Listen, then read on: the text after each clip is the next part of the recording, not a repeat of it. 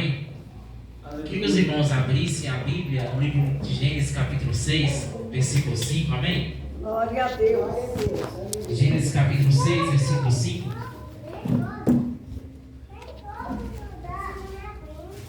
Oh, glória a Deus. Aleluia.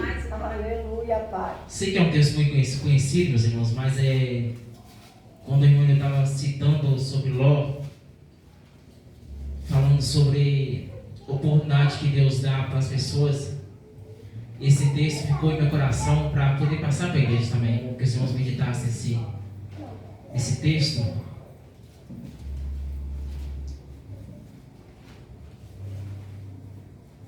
Glória a Deus. Aleluia, Pai. Glória a Deus. Glória a Deus. Diz assim, Gênesis capítulo 6, versículo 5. E viu o Senhor que a maldade do homem se multiplicara sobre a terra, e que toda a imaginação dos pensamentos de seu coração era só má continuamente. Então arrependeu-se o Senhor de haver feito o homem sobre a terra, e pesou-lhe em seu coração. E disse o Senhor: destruirei o homem que criei sobre a face da terra, desde o homem até o animal, até o réptil, e até as aves dos céus, porque me arrependo de haver feito. Noé, porém, achou graças aos olhos do Senhor. Somente de quem, meus irmãos? Pode dar uns assentos na de Jesus Cristo, amém? Meus irmãos, antes de sair dessa palavra, quero fazer uma pequena oração. Senhor Deus, glorioso e maravilhoso Pai. Pai, neste ano eu quero também agradecer por mais oportunidade, Senhor Jesus Cristo, estar nessa ministrando a Tua palavra, Pai. Pai, te pedimos também para que nessa noite, Pai, falar com cada um que se encontra neste momento, Pai, através da Tua palavra. Querido amigo, Espírito Santo de Deus, venha me ajudar também, Espírito Santo de Deus, para ministrar a palavra do Senhor. Eu te peço também, ó, para que cada palavra, para cada versículo que sair, cada tua palavra essa noite, ó, Pai, que os teus céus, que os teus céus venham guardar nos corações.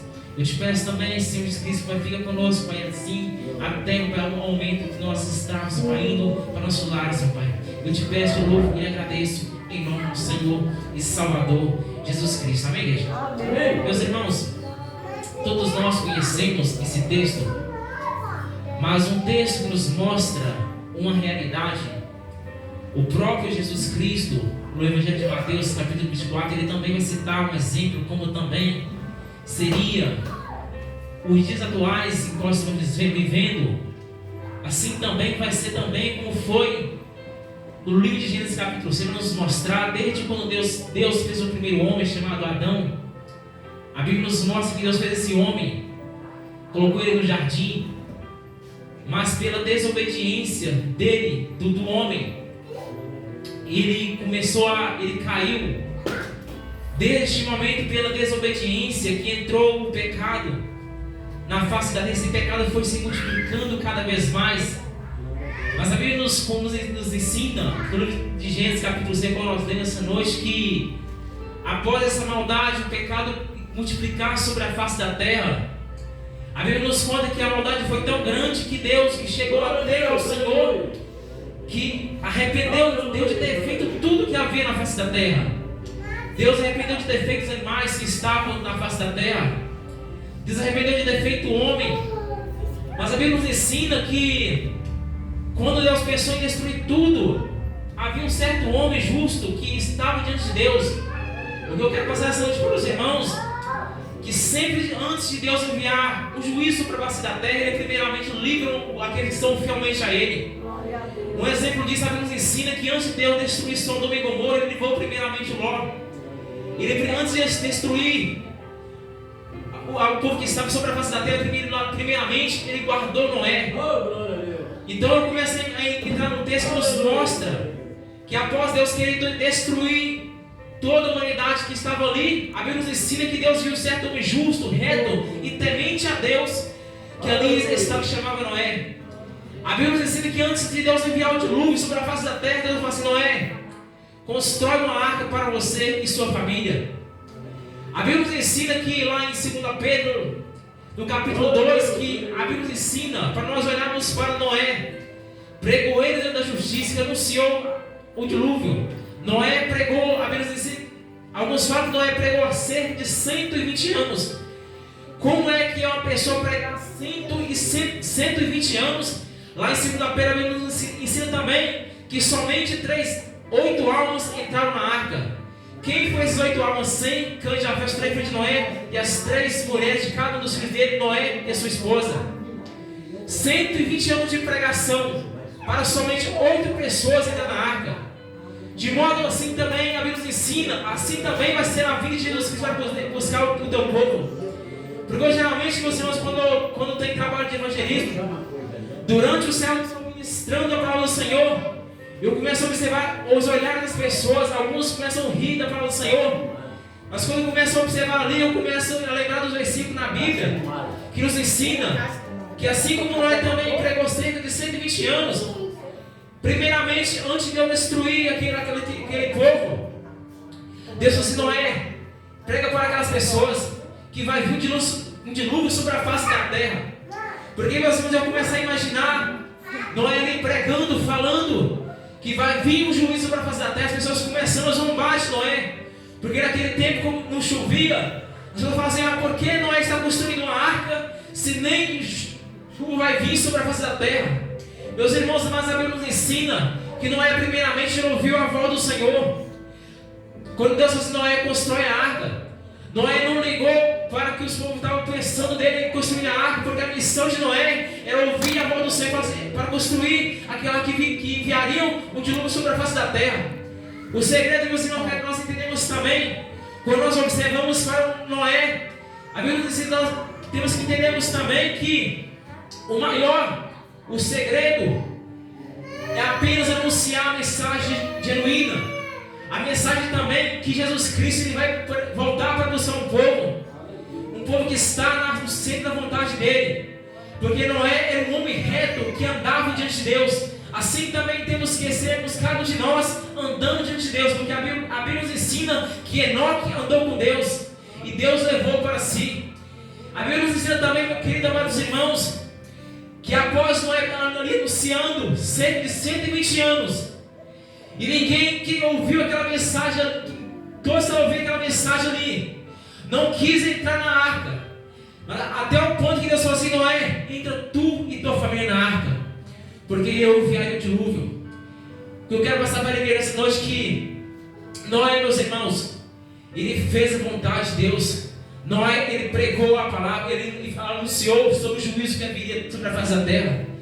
Eu quero também passar para os irmãos essa noite que a tua maior preocupação dos irmãos nessa noite não é para quem vai dar crédito na sua pregação quando você ministrar lá fora. A maior preocupação que quando Jesus Cristo falou assim: anuncia minha palavra, porque ele mesmo declarou que aquele que crê e for batizado será salvo, mas também que não crê já está condenado. Porque quando Jesus Cristo ele falou para o discípulo isso, dando os mandamentos para os discípulos, ele também sabe que muitos não querem ir na pregação dele. Assim também muitos não creem na pregação de Noé. Porque, meus irmãos, nós vemos também que na Bíblia Sagrada nos ensina que a mensagem genuína que nós anunciamos hoje, muitas pessoas começam a zombar da palavra do Senhor. Hoje, geralmente, quando nós falamos assim para as pessoas aceitarem Jesus Cristo, alguns falam assim: amanhã eu vou lá na casa do Senhor, deixe para mais um tempo. As pessoas falam de mais um tempo como se elas tivessem garantia que se elas estariam vivos no dia de amanhã. Assim também como o irmão Neto disse aqui nessa noite. Hoje nós estamos aqui, meus irmãos, mas amanhã ninguém sabemos onde vamos estar. Nós não temos a certeza de nós vamos estar vivos amanhã, mas somente tem um que sabe, de cada um de nós que conhece o passado, o presente, o futuro, e conhece o momento de cada um que está sobre a face da terra. Amém. Assim também, meus irmãos, no livro de Lucas, capítulo 12, versículo 13, Jesus vai nos contar que existe um jovem que chegou até ele assim: mestre, diz a meu irmão que reparte comigo a herança. Jesus vai citar um exemplo para ele, uma parábola. Havia um homem rico, e esse homem rico na sua propriedade tinha produzido com abundância. Ele falou assim: o que farei agora? Destruirei os meus celeiros e edificarei outros maiores. E ali recolherei meus bens para muitos anos. Direi a minha alma: come, bebe e descansa. Mas a Bíblia nos ensina que Deus disse: louco, essa noite pedirão a tua alma. Para quem será? Através desse texto eu começo a compreender e entender que a nossa maior preocupação não é com bens materiais, mas a nossa maior preocupação é com a nossa salvação diante de Deus, porque a salvação é algo muito sério que nós temos que estar, meus irmãos, plenamente com a certeza da nossa salvação, e estamos também continuamente servindo o Senhor com a nossa fidelidade e intimidade com o Senhor Jesus Cristo, porque nós sabemos, meus irmãos, que a partir do momento, assim como lá em Hebreus 9:27 nos fala que o homem está destinado a morrer só uma vez, porque depois da morte segue-se o juízo. A partir do momento que qualquer pessoa hoje morre, meus irmãos, se ela fez o bem, ela vai para a vida eterna. Se ela fez o errado e não arrependeu, ela vai para o inferno. Uma pessoa hoje, meus irmãos, que ela vai para o inferno, toda oportunidade que ela esteve aqui na face da terra, tudo isso já acabou. Já não tem mais oportunidade. Porque a Bíblia nos ensina lá no livro de Apocalipse, nos ensina que vai haver o juízo final. Mas para quem será o juízo final? O juízo final é bem claro, nós entendemos também, são para aqueles que estão no inferno, para aqueles mais que não têm mais solução, mas para que essas pessoas vão comparecer diante do juízo final. Porque nós sabemos também que essa pessoa que vai comparecer diante do juízo final é aquelas pessoas que vão pensar assim: Deus vai mostrar para aquela pessoa o motivo que ela vai estar condenada. Assim também, meus irmãos, quando nós entendemos também que a Bíblia Sagrada ela nos mostra um exemplo muito claro de Noé. Eu quero citar para os irmãos também, a partir daquele momento que Noé e sua família entrou na arca, o próprio Deus ele fechou a arca.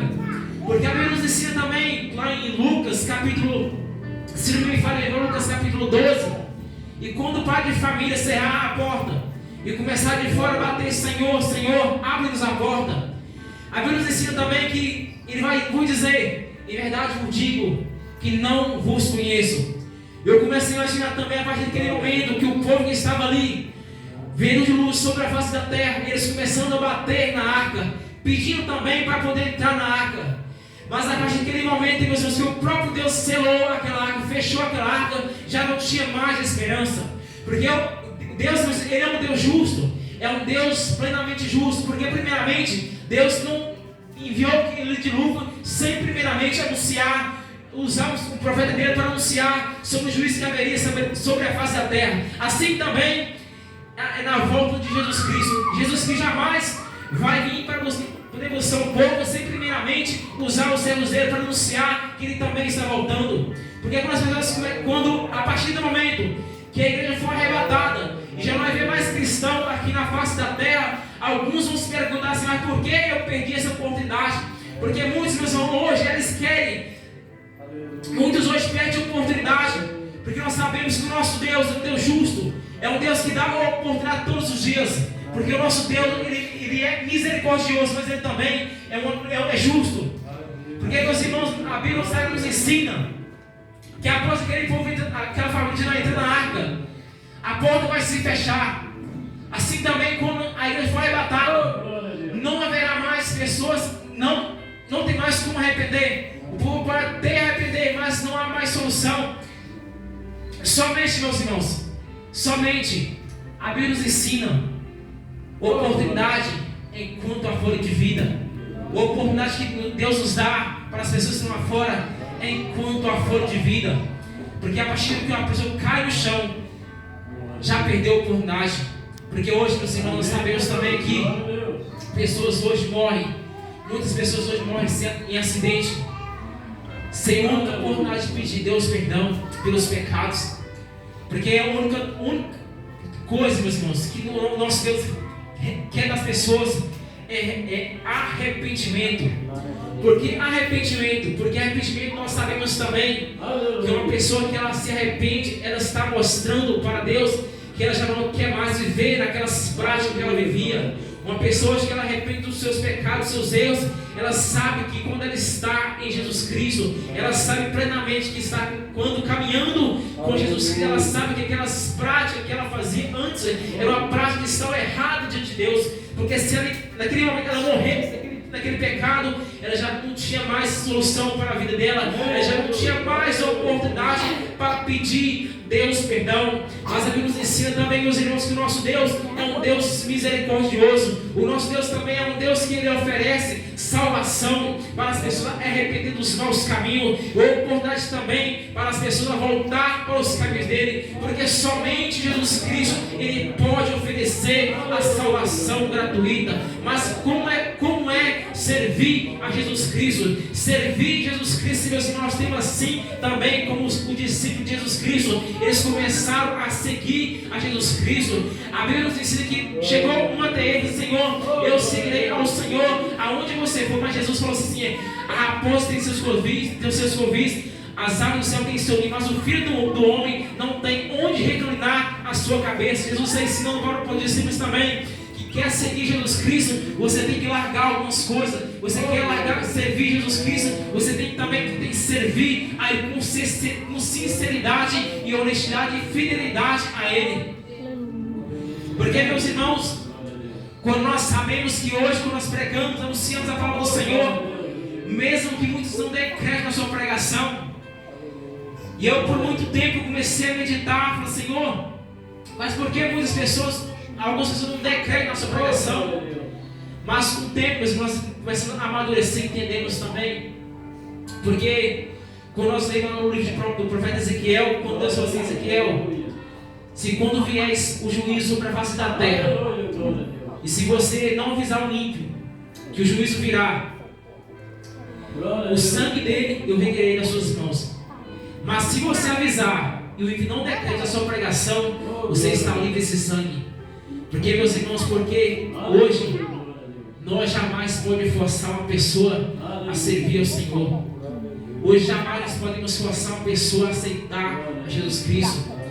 Nós temos que anunciar.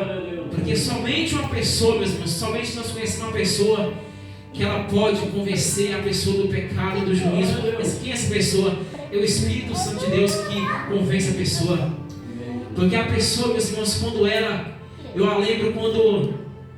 A primeira vez que eu ouvi a pregação, desde quando eu me converti, a primeira mensagem que eu ouvi naquele dia foi sobre os que ficariam de fora do reino dos céus. Quando o céu do Senhor, eu lembro até hoje, naquele momento, naquele dia, 5 jovens estavam na casa. Eu saí do meu carro para ouvir a pregação do irmão lá na mesa. Ele me dá testemunho aqui, ele sabe o dia. Ele citou os que ficariam de fora do reino dos céus. Naquele dia, quando eu vi aquela mensagem, no outro dia eu estava na casa dele querendo, comecei a vir para a casa do Senhor. Eu lembro até hoje, meus irmãos, a primeira vez que eu recebi o batismo do Espírito Santo de Deus. Eu falo isso para os irmãos que quando eu entrava na casa do Senhor, eu chorava tanto quando eu senti a presença de Deus na minha vida. Eu conto isso para edificar a fé dos irmãos, porque não há coisa mais melhor nas suas vidas, meus irmãos, do que nós sentirmos a presença do Espírito Santo de Deus. Sabe quem é o Espírito Santo de Deus? O Espírito Santo de Deus é aquele que está conosco todos os dias. O Espírito Santo de Deus é aquele que intercede por nós, também nossas fraquezas. Quando nós temos palavras para falar com Deus, o Espírito Santo de Deus, ele vai lá e fala com Deus. Sabe quem é o Espírito Santo de Deus? O Espírito Santo de Deus é aquele que nos fortaleceu todos os dias para podermos caminhar, para podermos não desanimarmos, para voltarmos para trás. Porque desde quando eu recebi o batismo com o Espírito Santo de Deus, eu chorava tanto na casa do Senhor. Eu segurava a Bíblia que eu tinha, eu não queria soltar aquela Bíblia por mais nada. Eu entrava no meu quarto, não queria sair mais para fora. Eu só queria ficar naquele momento, aquele momento de intimidade, aquele momento tão maravilhoso. Aqui é novo convertido, está começando. Pessoas que não entender o que é. Uma pessoa, quando ela recebe o batismo com o Espírito Santo de Deus, ela somente, a chama no coração aumenta em querer ganharmos para o Senhor. Ela se preocupa mais em fazer agradar ao Senhor. Ela já não tem mais preocupação com a terra, ela mais se preocupa em fazer a vontade de Deus. Amém. Muitas vezes, meus irmãos, às vezes nós estamos tão cansados e preocupados no dia a dia. Assim como o irmão disse essa noite, nós temos que priorizarmos algo em nossas vidas. Hoje, todos que aqui estão nessa noite, eles já, todos estão aqui, mas não afirmo com certeza de que não conseguem dormir mais de 8 horas por dia. Hoje, o máximo que nós conseguimos dormir, no máximo, é 6, 7 horas. Porque o tempo, meus irmãos, que nós temos que priorizar a oração é uma prioridade. Mas por que, meus irmãos, tanta oração? Porque a oração é ela que nos vai fortalecer no dia a dia.